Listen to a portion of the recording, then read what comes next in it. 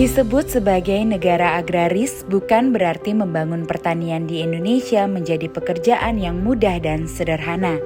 Selalu ada peluang dan tantangan.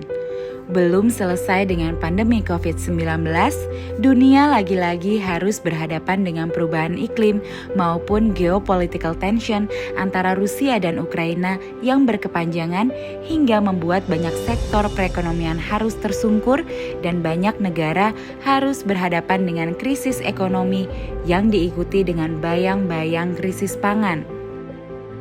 Di balik kondisi dunia yang sedang tidak baik-baik saja, pertanian Indonesia mampu memperkuat kaki-kaki perekonomian dan membawa Indonesia untuk tidak terseret dalam jurang resesi. Pertanian Indonesia mampu untuk tetap tumbuh dan konsisten berkinerja. Saat ekonomi Indonesia harus mengalami kontraksi di pertengahan tahun 2020, sektor ini mampu untuk tumbuh positif sebesar 16,24%. Dan di sepanjang tahun pandemi hingga saat ini, pertanian konsisten berkontribusi positif menjadi penyelamat perekonomian negara. Kinerja pertanian bahkan mampu mengendalikan tekanan inflasi di tengah banyak negara di dunia yang khawatir akan tergerus ancaman inflasi. Dari sisi produksi, pertanian juga mampu menunjukkan ketangguhannya. Angka-angka ketersediaan pangan strategis di tahun 2020 hingga saat ini terjaga dan sangat kondusif. Beras sebagai komoditi pangan utama di Indonesia juga terbukti mampu untuk terus dijaga dengan baik. Utamanya petani masih berproduksi beras dan sampai saat ini harganya belum naik. Moga-moga tidak naik karena stoknya selalu ada. Dan sudah 3 tahun kita tidak impor beras lagi. Biasanya kita impor 1,5 juta ton, 2 juta ton. Ini sudah tidak impor lagi. Ini Menteri Pertanian hadir di sini. Terima kasih Pak Menteri.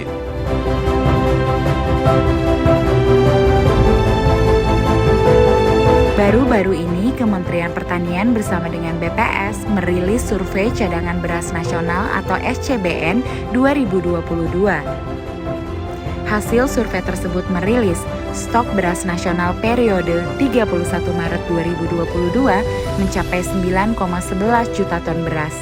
Angka tersebut meningkat pada 30 April 2022 menjadi 10,15 juta ton. Data-data tersebut membuktikan bahwa produksi beras dalam negeri berada pada posisi yang sangat memadai bahkan surplus. Indonesia berhasil swasembada beras, mampu meningkatkan produksi dan memenuhi kebutuhan beras nasional di tengah pesatnya pertumbuhan penduduk Indonesia. Ketahanan pangan nasional dapat diwujudkan salah satunya jika terpenuhinya kebutuhan beras bagi kita semua. Survei kerangka sampel area atau KSA dan survei ubinan padi yang dilaksanakan secara berkala merupakan wujud dukungan BPS terhadap perumusan kebijakan yang terkait dengan ketersediaan beras melalui penyediaan data produksi dan produktivitas padi yang berkualitas. Dari hasil survei KSA, sejak tahun 2018 sampai tahun 2021 menunjukkan Indonesia selalu mengalami surplus produksi beras dan kabar baiknya di tahun 2022 ini diperkirakan juga akan tetap mengalami surplus. Perumbulok tetap konsisten melaksanakan salah satu tugas mengamankan harga gabah beras di tingkat petani melalui penyerapan beras petani dengan rata-rata serapan sebanyak 1,5 juta ton per tahun pada 5 tahun terakhir, sehingga dapat menjaga stok beras nasional dalam kondisi aman.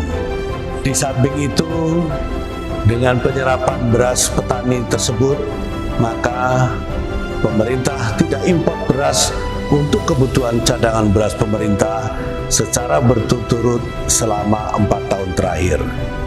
Bertepatan dengan perayaan Hari Ulang Tahun Kemerdekaan Republik Indonesia ke-77, keberhasilan Indonesia dalam memproduksi dan memenuhi kebutuhan beras nasional menjadi kado kemerdekaan yang sangat istimewa dari sektor pertanian.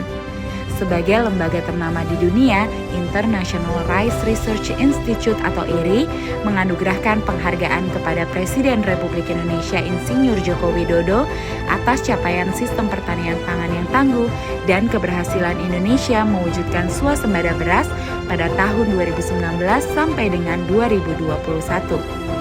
Kinerja sektor pertanian yang tangguh menghadapi berbagai tantangan syarat dengan sinergi dan kolaborasi. Petani sebagai aktor utama pembangunan pertanian membutuhkan peran dan integritas aktor-aktor pendukung yang dapat mendorong transformasi pertanian secara holistik. Bersama kita pulih lebih cepat, bangkit lebih kuat, bangun pertanian hadapi tantangan ke depan. Pertanian hebat, negara kuat.